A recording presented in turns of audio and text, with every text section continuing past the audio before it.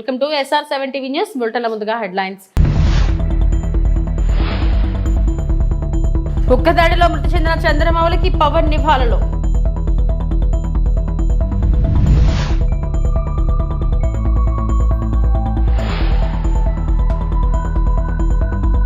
ఉగ్రదాడిలో మృతి చెందిన చంద్రమౌళికి నివాళులు అర్పించిన హోంమంత్రి అనిత.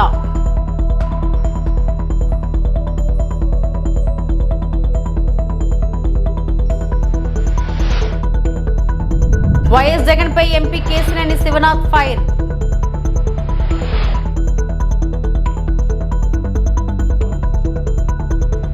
పెహల్గాం ఉగ్రదాడిలో ప్రాణాలు కోల్పోయిన విశాఖవాసి చంద్రమౌళి అంతిమయాత్రలో హోంమంత్రి అనిత, సత్యకుమార్, కూటమి నేతలు పాల్గొని నివాళులు అర్పించారు. ఉగ్రవాదుల చర్యను పార్టీలు, కుల మతాలకు అతీతంగా ప్రతి ఒక్కరూ ఖండించాల్సిన అవసరం ఉందన్నారు. భవిష్యత్తులో ఇలాంటి ఘటనలు పునరావృతం కాకుండా కలిసికట్టుగా పనిచేయాలన్నారు. చంద్రమౌళి ఆత్మకు శాంతి చేకూరాలని ప్రార్థించారు. వారి కుటుంబానికి ప్రగాఢ సానుభూతి తెలియజేశారు. చంద్రమౌళి గారు అందరికీ కూడా అత్యంత ఆత్మీయుడు.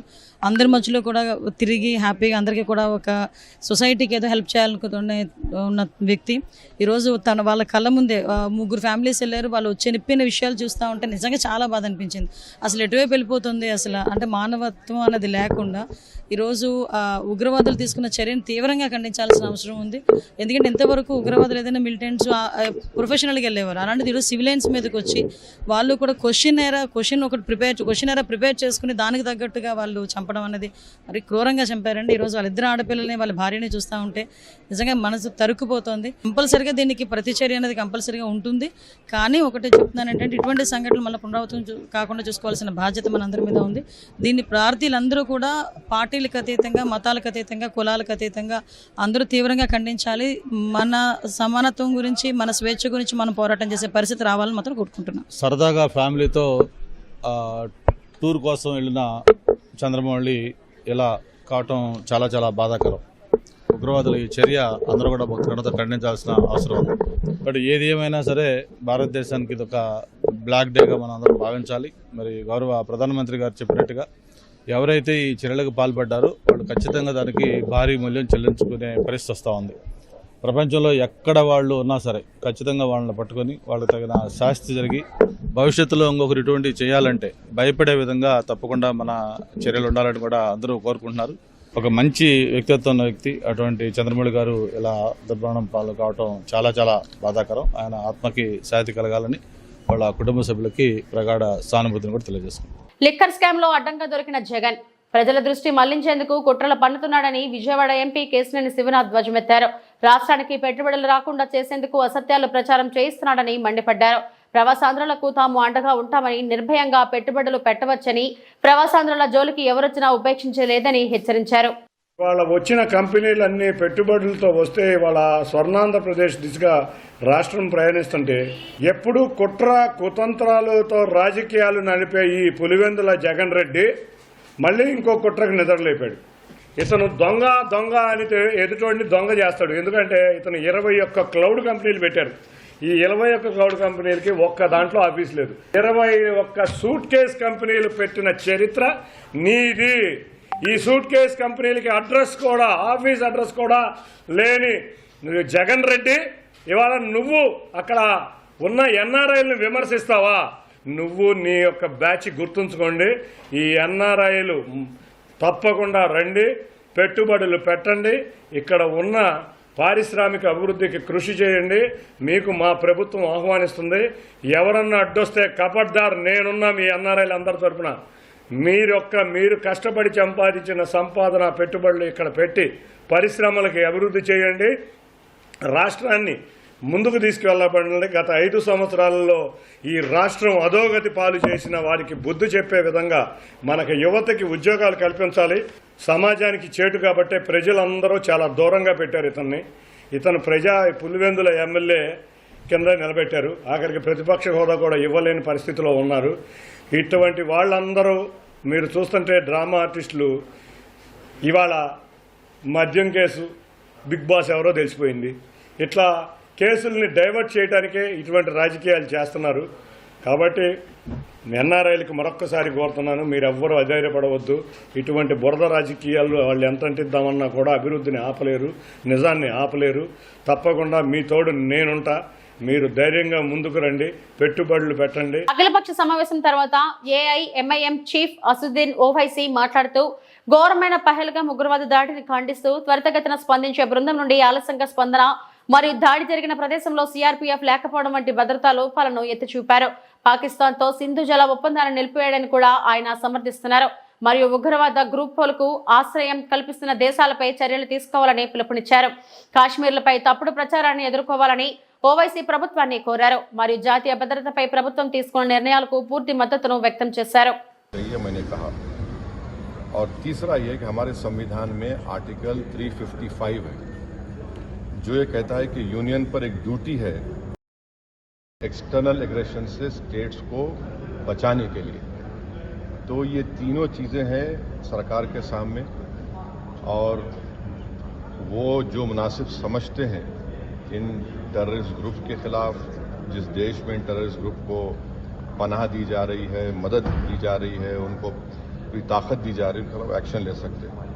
चौथी बात यह है कि इंटरनेशनल लॉ इस बात की इजाज़त देता है कि हम नेवल और एयर ब्लॉकेट करें पाकिस्तान के सेल्फ डिफेंस में और सैंक्शंस लगाएं पाकिस्तान के ऊपर, ख़ास तौर से आर्म्स सेल्स में। इसके बाद मैंने ये कहा कि वहाँ पर मेडोज में आखिर क्यों सीआरपीएफ नहीं थी वहाँ पर, क्योंकि मैंने पूछा है कि जनवरी में सीआरपीएफ के 2 यूनिट को हटा लिया गया था वहाँ से। उसी सिलसिले में मैंने ये भी पूछा कि क्विक रिएक्शन टीम को 1 घंटा लगा ऊपर पहुँचने के लिए, जब तक ये पूरे शयातीन, ये तमाम जालिम लोग वहाँ पर मज़हब पूछकर गोली मारते रहे। और 2000 में वहाँ पर एक नुनवान कैंप है पहलगाम में, वहाँ पर भी 30 यात्रियों को मारा गया था और उसमें एक कमेटी बनाई गई थी लेफ्टिनेंट जनरल JH मुखर्जी की, उसका रिपोर्ट का क्या हुआ। तो ये सब बातें हमने कही हैं और हम उम्मीद करते हैं कि साथ ही साथ मैंने ये भी कहा कि कश्मीरियों के ख़िलाफ़ और कश्मीरी स्टूडेंट्स के ख़िलाफ़ जो झूठा प्रोपेगेंडा किया जा रहा है वो रुकना चाहिए। और अगर लोग सोशल मीडिया में या टीवी चैनल के कोई एंकर्स हैं, ये भी मैंने कहा, अगर वो हिंदू मुसलमान नफरत में इजाफा करेंगे तो वो लश्कर तैयबा मुस्कुराएगा उनके ऊपर, पाकिस्तान मुस्कुराएगा उनके ऊपर। आप इस तरह से किसी एक समुदाय को जो इस बाइज़्ज़त इस मुल्क के शहरी हैं और मुसलमानों का इससे कोई ताल्लुक़ है ना कभी रहेगा, यकीनन हम मान रहे कि इन दहशतगर्दों ने किसी का रिलीजन पूछकर उनकी जान ली, वो कंडेमनेबल है, मेरे पास तो अल्फाज भी नहीं है। मगर अगर आप उसके जवाब में अगर यह करेंगे तो फिर हम उन लोगों को ताकत बख्श देंगे जो इन्होंने इस तरह का टेररिज्म किया। अब ये सरकार के ऊपर है और हमने इंडस वाटर ट्रीटी के बारे में कहा कि बहुत अच्छी चीज़ है कि हम नहीं बोल दिए, मगर आप बताइए हम पानी कहाँ रखेंगे? पानी तो कहीं रखना पड़ेगा ना आपको। तो और इसमें आप देखिए कि इंडस वाटर ट्रीटी में जो పశ్చిమ గోదావరి జిల్లా పాల్కొల్లు నియోజకవర్గం యలమంచిలి మండలంలో మన రైతు మన రామానాయుడు కార్యక్రమంలో 2,20,00,000తో జలజీవన్ మిషన్ అభివృద్ధి పనులకు శంకుస్థాపన చేసిన రామానాయుడు ఆయన మాట్లాడుతూ కూటమి ప్రభుత్వంలో రాష్ట్రంలోని అన్ని జలాశయాలను వచ్చే జూన్కి సరిపడా నీటి నిల్వలు ఉన్నాయి. వేసవిలో త్రాగు సాగు నీటి అవసరాలకు ఏ ఇబ్బంది లేదు. యువతకు ఉద్యోగ అవకాశాలు కల్పించేందుకు ప్రపంచ స్థాయి కంపెనీలను ఏపీకి రప్పిస్తూ అభివృద్ధి చేస్తారు చంద్రబాబు. కట్టుబడి పాలకొల్లు నియోజకవర్గంలో సురక్షిత త్రాగునీరు నిమిత్తం అంటే ఇంటింటికి కుళాయి కానీ ఫిల్టర్ బెడ్లు కానీ సంపులు కానీ ఓహెచ్ఆర్ల నిమిత్తం దగ్గర మరి 80 కోట్ల రూపాయలు మన నియోజకవర్గంలో కేవలం సురక్షిత త్రాగునీరు ఇవ్వడానికి మనం నిధులు కేటాయింపు చేసి వేళ శంకుస్థాపనలు చేసుకుంటూ వస్తూ ఉన్నాం. అదేవిధంగా ఏదైతే రహదారులు కూడా రైతాంగానికి అవసరమైన రహదారులు కూడా మరి ఇంత పెద్ద ఎత్తున రోజు కూడా రాత్రి కూడా చూసారు, రాత్రి సమయంలో కూడా మరి నిన్న కూడా పెద్ద ఎత్తున ఒక 8 గ్రావెల్ రోడ్లు శంకుస్థాపన చేశాం.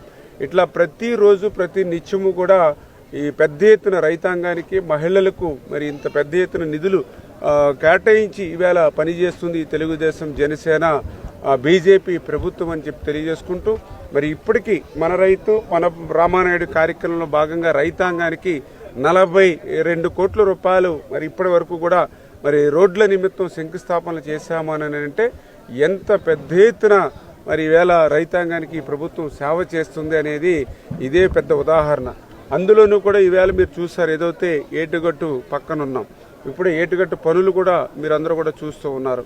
మరి గతంలో ఏదే గోదావరికి వరదలు వచ్చినప్పుడు రాత్రులు అర్ధరాత్రి సమయాన్ని మనమే ట్రాక్టర్ల మీద మట్టి తెచ్చుకుని, మనమే సంచులు తెచ్చుకుని, యువత అంతా కూడా రాత్రులంతా కూడా నిద్రాహారాలు మానేసి ఈ ఏటుగట్టుని బస్తాలు కట్టి కాపాడుకునేటువంటి పరిస్థితి. మళ్ళీ ఈరోజు మన ప్రభుత్వం వచ్చింది 8 కోట్ల రూపాయలతోటి కంచుస్తంభపాలెం, బోరుపల్లి, దొడ్డిపట్ల, లక్ష్మీపాలెం, యలమెంచిల వరకు కూడా మరి ఈవేళ ఆ ఏటుగట్టు పటిష్టత మరి ఈవేళ పనులు చేస్తూ ఉన్నాం. మరి నేను అడుగుతూ ఉన్నా, గత 5 సంవత్సరాల వైఎస్ఆర్సీపీ పాలనలో మరి ఒక్క తట్టమట్టి కూడా మరి వాళ్ళు వేసినటువంటి పరిస్థితి లేదు. ఒక్క రూపాయి కూడా మరి గ్రాంట్ ఇచ్చినటువంటి పరిస్థితి ఏటుగట్టుకు లేదు. అంటే పనిచేసేటువంటి ప్రభుత్వానికి, పనికిరానిటువంటి ప్రభుత్వానికి, పనిచేసేటువంటి నాయకుడికి, పనికిరానిటువంటి నాయకుడికి ఇవే ఉదాహరణలు. ఇదే ఇటువంటివే. అంచేత ఖచ్చితంగా రేపు ఇంకా ఏదైతే ఇక యలమంచిల నుంచి చించినాడ వరకు కూడా రిమైనింగ్ బ్యాలెన్స్ ఉంది ఏటుగట్టు, దానికి కూడా ఒక 8 కోట్ల రూపాయలు ఎస్టిమేషన్లు వేసాం. అది కూడా తొందరలోనే నిధులు మంజూరు చేసి టోటల్గా నా నియోజకవర్గంలో కంచుస్తంభంపాలెం నుంచి బాడవ ఎండింగ్ వరకు కూడా ఏటుగట్టుని అత్యంత పటిష్టం చేసి ఏమాత్రం వరద వచ్చినా కూడా ఆ యొక్క బెదురు అదురు లేకుండా మనందరం కూడా మరి ప్రశాంతంగా నిద్రించేటువంటి విధంగా ఏటుగట్టుని పటిష్టం చేసేటువంటి బాధ్యత కూడా. అకాల వర్షము, గాలులకు నష్టపోయిన మామిడి పంట రైతులను గుర్తించమని ఉద్యాన శాఖ అధికారులను ఆదేశించిన రాష్ట్ర మంత్రివర్యులు మండపల్లి రాంప్రసాద్ రెడ్డి. అన్నమయ్య జిల్లా లక్కిరెడ్డిపల్లి మండల సాధారణ సర్వసభ్య సమావేశం మండల ప్రజా పరిషత్ అధ్యక్షులు మద్రేవుల సుదర్శన్ రెడ్డి అధ్యక్షతన నిర్వహించారు. సమావేశానికి ముఖ్య అతిథిగా విచ్చేసిన మంత్రివర్యులు మండపల్లి రాంప్రసాద్ రెడ్డి మాట్లాడుతూ అధికారులు, ప్రజాప్రతినిధులు రాజకీయాలకు అతీతంగా మండల అభివృద్ధికి కృషి చేయాలని, ఉపాధి హామీ పథకంలో అవకతవకలు జరిగితే కఠిన చర్యలు ఉంటాయని, అధికారులు, ప్రజాప్రతినిధులు రాజకీయాలకు అతీతంగా సమన్వయంతో పనిచేసి మండల అభివృద్ధికి కృషి చేయాలని రాష్ట్ర మంత్రివర్యులు మండపల్లి రాంప్రసాద్ రెడ్డి అన్నారు. ఎంతో వెనుకబడి ఉన్న లక్కిరెడ్డిపల్లి మండలం నేడు అభివృద్ధి పదంలో ముందుకు వెళుతుందని, మండలంలో ఉన్న అధికారులు, ప్రజాప్రతినిధులు ప్రతి ఒక్కరూ రాజకీయాలను పక్కన పెట్టి అభివృద్ధికి మొదటి ప్రాధాన్యత ఇవ్వాలన్నారు. గ్రామాలలో ఉన్న నిరుపేదలకు ప్రతి ఒక్కరికి జాబ్ కార్డులు మంజూరు చేసి పనులు కల్పించాలని అన్నారు. రాష్ట్ర ఉప ముఖ్యమంత్రి పవన్ కళ్యాణ్ 4,000 కోట్ల రూపాయలతో గ్రామాలలో అభివృద్ధి పనులు చేపట్టడం జరిగిందని, ప్రస్తుతం గ్రామాలలో మరింత అభివృద్ధి జరగాలంటే ఉపాధి హామీ పథకాన్ని బలోపేతం చేయాలని తెలియజేశారు. కార్యక్రమంలో మండల ప్రజా పరిషత్ అధ్యక్షులు మద్రేవుల సుదర్శన్ రెడ్డి, ఎంపీడీఓ ఉషారాణి, తహసీల్దార్ శ్రీనివాసులు తదితరులు పాల్గొన్నారు. ముందుకు వస్తున్నారు. ఇప్పుడు చెప్పినట్టు మోడల్ ప్రైమరీ స్కూల్ విషయంలో మనందరికీ తెలుసు, గత 30-40 సంవత్సరాల నుంచి మన ఊర్లలో కూడా ఒకే అధ్యాపకుడు ఉండేవారు. ఒకే క్లాస్లో కూర్చొని 1వ తరగతి, 3వ తరగతి, 5, 6, 5 వరకు కూడా మనం అందరం కూర్చుండేవాళ్ళం. దాన్ని గ్రహించిన మా మంత్రివర్యులు ఒక మంచి నిర్ణయం తీసుకున్నారు. రాష్ట్రంలో ఉన్న విద్యా వ్యవస్థను గాడిలో పెట్టాలని చెప్పి దానికి తీసుకొని ఒక జీవోను కూడా రద్దు చేయడం జరిగింది. ఆ జీవో ఏం జీవో సార్? 117 జీవోను రద్దు చేసినారు. ఆ జీవో రద్దు అయ్యే రోజు కూడా 175 నియోజకవర్గాలకు సంబంధించిన ముఖ్యంగా ఉన్న ఎవరైతే ఎమ్మెల్యేలు అయితేనే, మంత్రులు అయితే అందరినీ పిలుచుకొని ఒక దగ్గర కూర్చోబెట్టుకొని ఒకటే చెప్పడం జరిగింది. ఎక్కడ రాజకీయం చేసినా సుమారు 65 లక్షల మంది విద్యాభ్యాసం పొందుతున్నారు ప్రభుత్వ పాఠశాలల్లో. ఇక్కడ మనం రాజకీయం చేయకూడదు. నేను కానీ, మా తండ్రి గారు ముఖ్యమంత్రి ఫోటోలు కానీ, ఒక కులం కానీ, మతం కానీ ఎక్కడ పాఠ్య పుస్తకాల్లో ఉండకూడదని ఒక మంచి నిర్ణయం తీసుకున్నారు. ఆ నిర్ణయానికి ప్రతి ఒక్కరు మేము కూడా ఒప్పుకున్నాం. ఆ తర్వాత కూడా అక్కడ పనిచేస్తున్న ఎవరైతే అధ్యాపకులు ఉంటారో వాళ్ళకు కూడా మనం సంతోషంగా పెట్టాలా. అధ్యాపకులు బాగున్నప్పుడే ఖచ్చితంగా పిల్లలకు కూడా నాణ్యమైన విద్యా వ్యవస్థను అందించగలుగుతామని చెప్పి ఆ సంఘాలతో ఎవరైతే సంఘ నాయకులు ఎవరైతే ఉన్నారో రాష్ట్రంలో ఉన్న అన్ని యూనియన్స్తో చర్చించి వాళ్ళ విషయంలో కూడా మంచి నిర్ణయం తీసుకున్నారని తెలుస్తూ ఉంది. ఇంకా మూడోది, ఎవరైతే విద్యార్థులు ఉంటారో గ్రామ స్థాయిలో తప్పకుండా ఒక్కొక్క క్లాసుకు తప్పకుండా ఒక అధ్యాపకుడు అనే వ్యవస్థను తీసుకొని వచ్చి ఈరోజు ఇప్పుడు రేపైతే ఏదైతే కొత్త అకాడమిక్ ఇయర్ స్టార్ట్ అవుతా ఉందో 25-26లో ఒక శుభ పరిణామంగా భావించవచ్చు. అలాగే మేము ఒకటే చెప్తున్నాం, ఎక్కడ రాజకీయాలు చేసినా కొన్ని ప్రాంతాల్లో రాజకీయం చేయకూడదు. దానికి ముఖ్యంగా విద్యా వ్యవస్థ ఉంది కాబట్టి తప్పకుండా రాబోయే 4 సంవత్సరాల్లో ఈ రాష్ట్రంలో ఉన్న విద్యా వ్యవస్థను గాడిలో పెట్టేదానికి ఈ ప్రభుత్వం అలాగే ఈ అధ్యాపకులు ఎవరైతే చిత్తశుద్ధిగా పనిచేస్తున్నారో వాళ్ళు ముందుకు తీసుకొని పోతారని ఈ సభాముఖంగా తెలియజేసుకుంటూ వాళ్ళందరికీ శుభాభినందనలు తెలియజేసుకుంటున్నాను. ఆలూరు నియోజకవర్గం ఆస్పరి మండలంలోని కల్లపర్రి గ్రామంలో జనాలు విషజ్వరాలతో అల్లాడుతున్నారని ఆలూరు ఎమ్మెల్యే శ్రీ బూసినే విరూపాక్షి ఆవేదన వ్యక్తం చేశారు. కూటమి ప్రభుత్వం ఆంధ్రప్రదేశ్ లో ఏర్పడి సంవత్సరం అవుతున్న గ్రామాల్లో నెలకొన్న పరిస్థితులపై అధికారులు వైద్యాధికారులు కన్నెత్తి కూడా చూడడం లేదని అధికారులపై కూటమి ప్రభుత్వంపై మండిపడ్డారు. వైఎస్ఆర్సీపీ ప్రభుత్వంలో ప్రతి గ్రామంలో వైఎస్ఆర్ వినేస్ క్లీనింగ్ ఏర్పాటు చేసి వైద్యాధికారులను అందుబాటులో ఉంచడం జరిగిందన్నారు. కానీ ఈ కూటమి ప్రభుత్వం వచ్చాక ఆరోగ్యశ్రీ పథకం ఎత్తేసిందని తెలిపారు. అస్పరి మండలంలో త్రాగునీరు సమస్య అధికంగా ఉందని పలుమార్లు అధికారులకు నాయకులకు తెలియజేశానని ఆయన ఇప్పటి వరకు ఎలాంటి చర్యలు తీసుకోవాలని అన్నారు.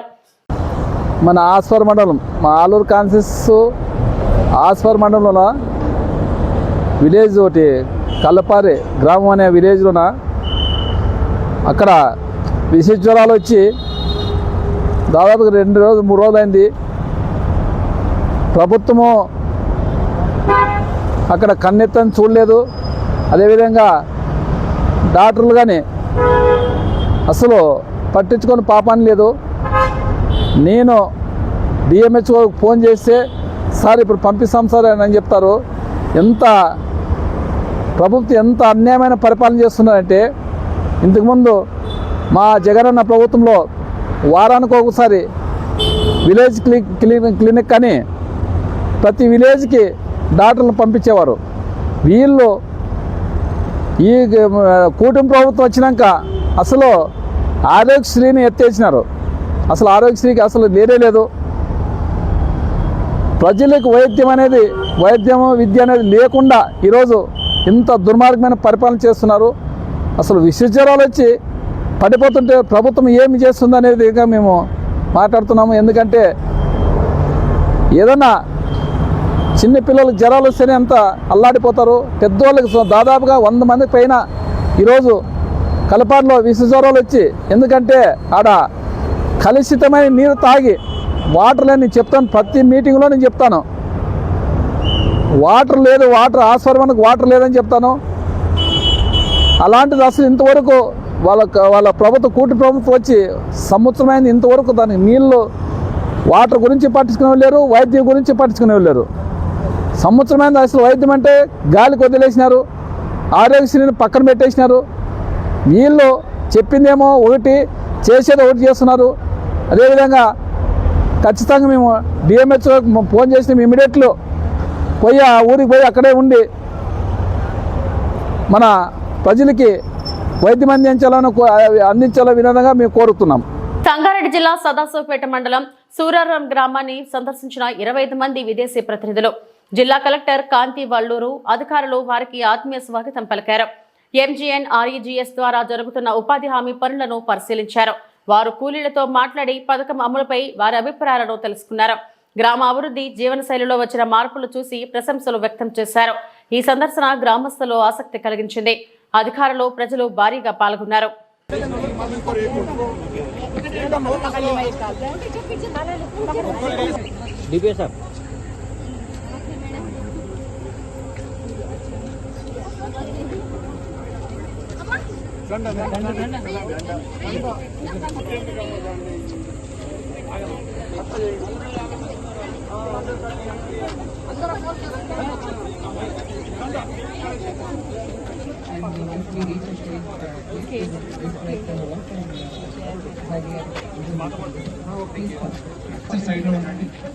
దయచేసి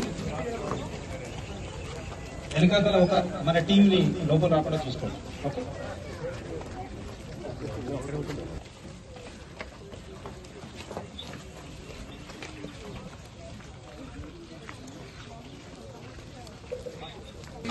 take a small stop here. So this is one of the work taken up under Srimati Srijana ma'am to the field visit and Suvaram village. So in this, under NREGS we aim to చేస్తున్నాము. అక్కడ వాళ్ళకు కూడా exactly NREGA లాగా కాదు, కానీ అలాంటి programmes వేరే ఉన్నాయి. డబ్బులు ఇచ్చేవి కానీ వర్క్ ఇచ్చేవి కానీ కాన్స్టిట్యూషన్ లో నరేగా లాలో ఎట్లయితే మనం రాసుకున్నామో అది ఇప్పటి వరకు ఇంకే దేశంలో కూడా లేదు. అందుకని మీ అందరి నుంచి నేర్చుకోవడానికి మీరు మన దగ్గర ఎట్లా అవుతుంది ఇంప్లిమెంటేషన్ అనేది, ఇంకా ఏం ప్రాబ్లమ్స్ ఉన్నాయి అది నేర్చుకోవడానికి వచ్చారు వీళ్ళందరూ. ఒక్కొక్కరిని నేను పరిచయం చేయట్లేదు ఎందుకంటే చాలా మంది ఉన్నారు కాబట్టి. బట్ ఇక్కడ ఉన్న వాళ్ళందరూ కూడా పొలిటికల్ సిస్టమ్ లో ఉన్న వాళ్ళు, అంటే అయితే ఇంతకు ముందు మినిస్టర్ గా ఉండి ఇప్పుడు వేరే స్థాయిలో ఉన్న వాళ్ళు, లేకపోతే సగం మంది ఇంకా మినిస్టర్ స్థాయిలోనే ఉన్న వాళ్ళు, అండ్ స్పెషల్లీ లేబర్ లాస్ తో వర్కర్ లాస్ తో పనిచేసే పాలిటీషియన్స్ అందరూ. సో ఇప్పుడు ఒక 10 నిమిషాలు మీరు చేసేది ఏదో జాబ్ కార్డ్ గురించి ఇక్కడ నరేగా పని ఎట్లయితుంది చెప్తే నేను ట్రాన్స్లేట్ చేస్తా ఇంగ్లీష్ లో. ఆ తర్వాత వాళ్ళకి మన ప్రశ్నలు ఉంటే వాళ్ళని అడగనిద్దాం. ఆ తర్వాత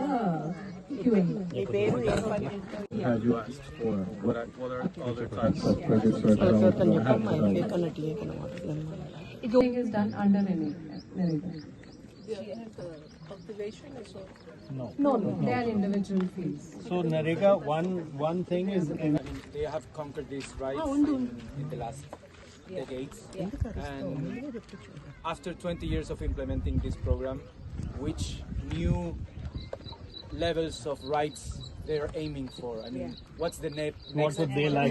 What's the next step? Let's hear that. That's a good thing. సంపాదించాలని అనుకుంటున్నారు. ఇప్పుడు దేని మీద జరుగుతుంది? ఇంతకు ముందు the summers and cattle can come and drink water in these troughs. Like this, we have other assets also for the purpose of cattle, like cattle sheds are also constructed in the ponds. ఇవి ఇప్పటివరకు నా bulletin updates. నమస్తే.